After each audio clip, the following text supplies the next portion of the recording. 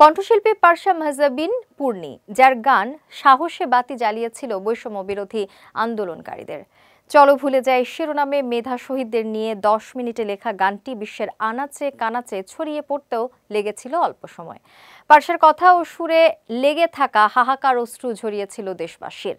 শুধু সঙ্গীত শিল্পী হিসেবে নয়, অভিনেত্রী হিসেবেও সুনাম রয়েছে পারসার। এবার তিনি দর্শকের ঘুম কেড়েছেন জাহিদ প্রীতমের ঘুমপড়ি ওয়েব ফিল্মে অভিনয় করে। এতে উষা চরিত্রে দেখা গেছে পারসাকে। ঘুমপড়িতে অভিনয় প্রসঙ্গে পারসা বলেন, উষা চরিত্রটি একেবারে আমার বিপরীত। তার ড্রেস আপ, চোখে কাজল দেয়া, বেনি করে থাকা সবই আলাদা।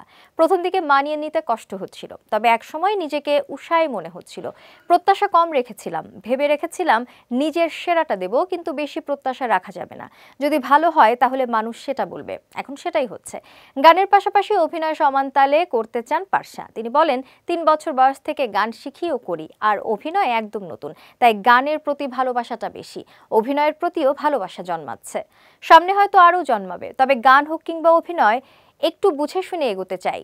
নতুন হলেও আমাকে নিয়ে মানুষের এক ধরনের প্রত্যাশা তৈরি হয়েছে, সেটা ধরে রাখতে চাই। এদিকে সম্প্রতি পারসা যোগ দিয়েছিলেন ইউনেস্কো সদর দপ্তর আয়োজিত আন্তর্জাতিক মাতৃভাষা দিবসের 25 বছর পূর্তির অনুষ্ঠানে। সেখানে গিয়েছেন তিনি।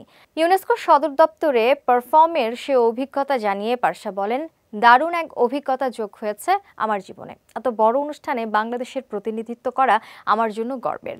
সেখানে আমি গিয়েছি টুনটুন বাউলের সঙ্গে, তার সঙ্গে গাইতে পারা আমার জন্য অনেক বড় পাওয়া।